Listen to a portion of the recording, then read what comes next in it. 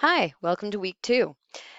By this time, you should have familiarized yourself with the course and you should have finished week 1 where you posted some information about yourself and began to get familiar with our topics. This week, you'll begin formulating your own definition of reading.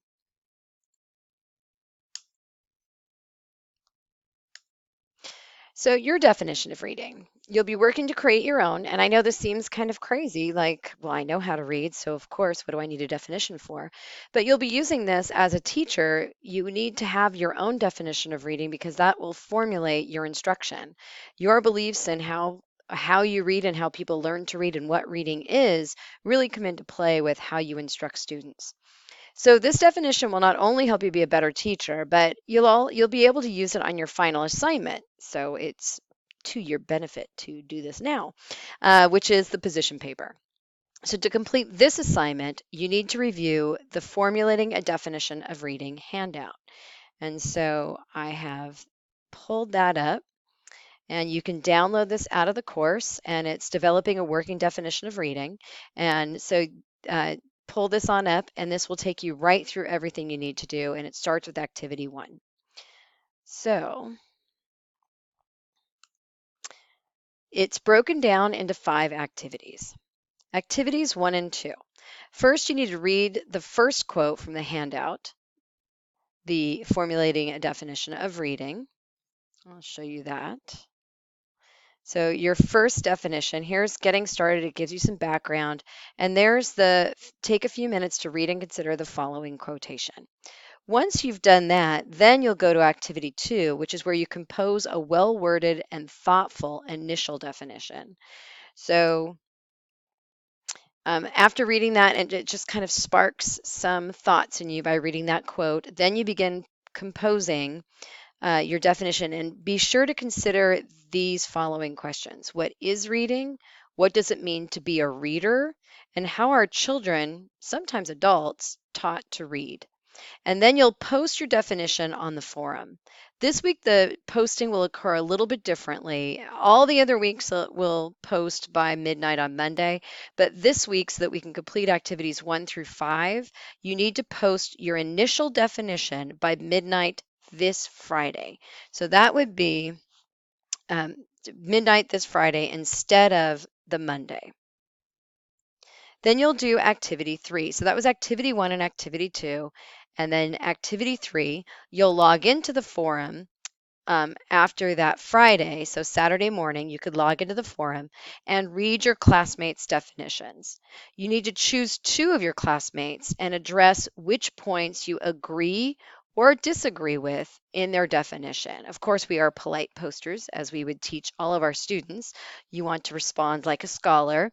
And so you would go into that with, while I agree with your point on XYZ, I wonder if you've considered LMN. And then, so make sure that you respond to those 2 classmates by midnight Sunday. So your first post has to happen by Friday at midnight. Then you have the weekend to respond to 2 of your classmates. That's activity 3. Activity 4, you need to read all of the quotes in the handout and then reconsider your definition of reading. So if you take a look at the handout, after activity 2, and activity 3. Then there's activity 4. Some of these quotes go way, way back. There's Thorndike, 1916. Reading is thinking. And then they go all the way through. You've got some others. There's one from 2005. And then you're going to continue reading more quotes all the way through. Another one from 72, one from 80. You're going through, and then you're going to keep going, and it ends with one from the National Institute for Literacy from 2006. So once you've then read all of those, I want you to compose a reflection. What did all of these quotes make you think about? What did you consider as you went through those quotes? And you will reply to your own initial post now. And you'll also want to go and read to see if any of your classmates responded to you and made you consider things. And then you want to reply to your own initial post.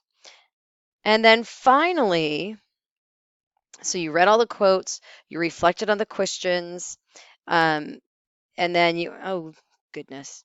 And then you're going to post your reflection. And then finally, you're going to create your new working definition of reading. Now that so you started with an initial one, your classmates posted to you and you read what they had to say, and then you read all those quotes and you reflected, and now you have a brand new definition of reading, which you will post by midnight Monday, as we would normally finish posting by midnight Monday. So that's the bulk of what we're doing this week. And then upcoming, so start considering who will you tutor for the tutoring assignment. The child you select should be between the ages of 4 to 9, and they should be an average emergent reader, not a child who is struggling. For this course, you really want to see how learning to read progresses in the average child.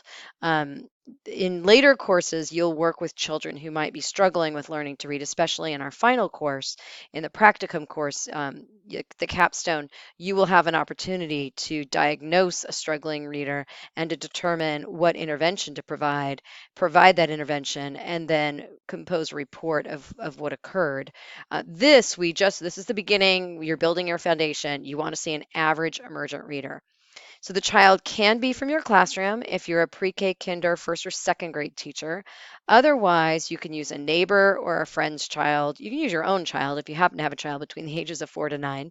Although I might warn you, your own children don't tend to behave for you as when you're in teacher mode, as I know, as mine are 24 and 25, and mine have been the subject of my research for years. So you may want to select another child to get to know. So please make sure you schedule the tutoring session between weeks 6 and 10. Remember, you're doing 5 sessions. You want to schedule those sessions between weeks 6 and 10 of instruction. That way you'll be able to make the most of the experience, because between those weeks, you'll be getting more information on what you should be doing with an emergent reader. So that's week 2. Please let me know if you have any questions, and best of luck.